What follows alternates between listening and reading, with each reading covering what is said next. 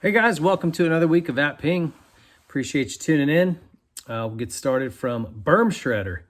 So it's good day, Mr. Pingree. I had the opportunity recently to get to go and help my friend Henry Miller as he prepared for the 22 Supercross season. He got invited to go ride with Chad Reed at his Moto 40 facility. What an awesome day. We were talking afterwards and I asked him if he was going to do any Supercross this year, that he is great for the sport, a fan favorite, and he rode great in Paris. I then said you should get an exemption for being a past champion like in the outdoors. He said that would be great, but not to the main, just to the night show, so he gives everyone a fair deal. Very cool. My question is, what are your thoughts on the past champ exemption idea? Also, sick stash. Cheers, Paul Munt, aka Berm Shredder. I think it's a great idea. I think that our sport needs those past champions as often as they can have them around, especially a guy like Chad who's he's been around for so long. People love him. I thought it was odd. Years ago, Greg Albertine showed up at a Supercross and he had to buy tickets, like he couldn't even, he couldn't get anything. So I think that's a little off. Guys like that who are champions, they're loved by the fans.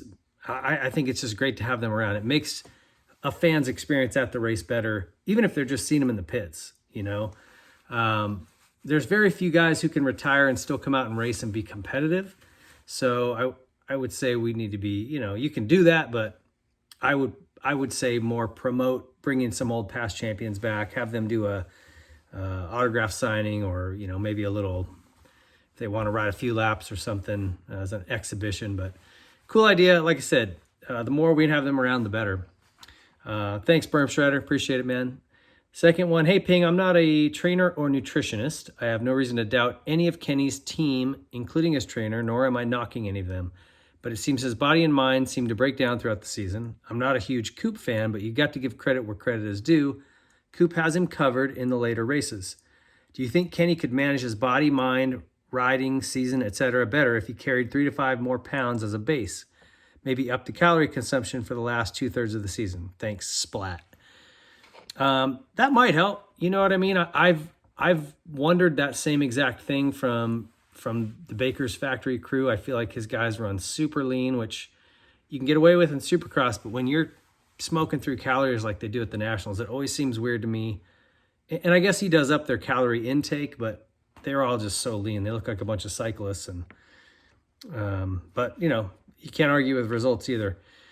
I don't know that it's just calories with Kenny. I think there's probably something else going on.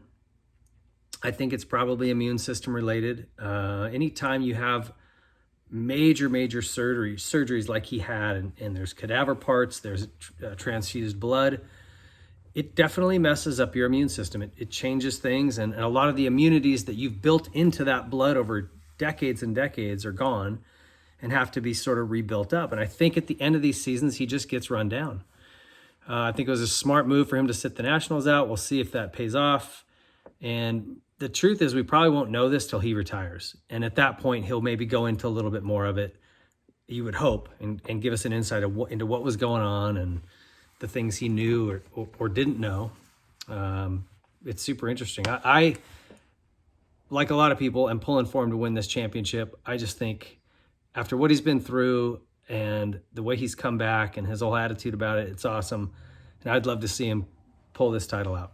But we'll see what happens. The history says that he's going to start dropping off as the season wears on, and Cooper's going to have his number and, really piss him off the last lap of a few different races. So we'll see what happens. Thanks, Splat. I appreciate the question. Last one, Ping, want to get your thoughts on some of the moves from A1. Anderson got smeared by Barsha, and Martin got destroyed by Clayson. Dirty riding or good racing? Mookie and Muskin. Also, 2 of them made nice by buying the other guy's merch. Is that the latest thing in the pits now that everybody and their mom has merch for sale? Also, are you and DB going to do the SNL race call again this week?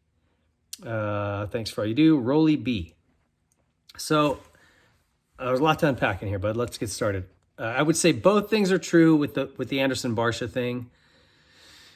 I feel like Anderson just closed his line off a little bit. I don't think it was dirty, but you fire up Barsha at all, and he pays you back, 10 times as bad.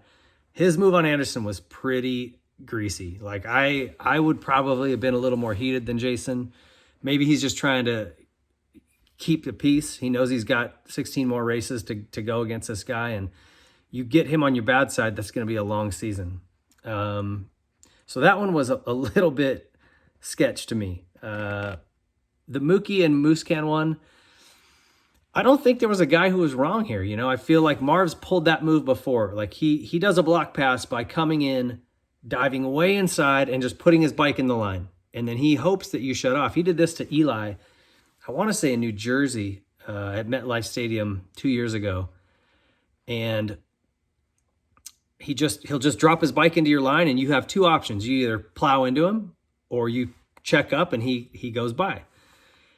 And I know that Stewart saw him. When Marv jumped into that turn, he was way deep to the inside. I mean, he was coming into the exit of the turn. You know Mookie saw him. He had time to check up and either cut under or just check up and not plow into him, and he didn't. So was it aggressive by Marv? Yep. Could Mookie have avoided it? Probably. Was Mookie correct in saying, why'd you do that? We could have both been on the podium? Maybe. So at the end of the day, I don't think you get mad at anybody on that one. It's just, you know, stuff happens. And I'm stoked to see what Malcolm can do here this week without something like that going on. And Marv as well. They both had a crash and still ended up, you know, pretty close to the front. So good rides for both of them. And lastly, I would say Clayson's takeout was the most blatant to me. I don't know what that move was. He just came in and cleaned out Alex Martin, but a little bit of a head scratcher, especially because it was an opening lap of that race. They had time to work forward, but it doesn't always work out that way. They don't always do what you think they should do. And it's easy to Monday morning quarterback it from here. When you're in the heat of the moment, you know, that kind of stuff it happens. So I would expect the fireworks to continue. I think that Anderson's probably going to give Justin a little bump if he gets an opportunity, and I think Malcolm will do the same to Marv. So it's sort of setting up storylines inside of the storylines for things to watch. So should be a good round. Oh, to answer your other question, yes, David Bailey and I are doing the Saturday Night Live race call. You go to Spot Network, and it's a free app you download, and you listen to our audio on there while you're watching the race. Just gives you an alternative to listen to David Bailey, kind of give some of his critique and track breakdown and strategy and things like that. And as far as the buying each other's merch, that was the other thing. Weird new phenomenon, man, but everybody's got stuff to sell now, so I guess that is the new thing. You get mad at somebody, you just apologize by going, hey, dude, I'm sorry, I'll buy a t-shirt from you. And, you know, they make their $8.95 and life is good, I guess. So better than fighting all year. Hey, thanks for listening and watching, guys. We'll see you next week.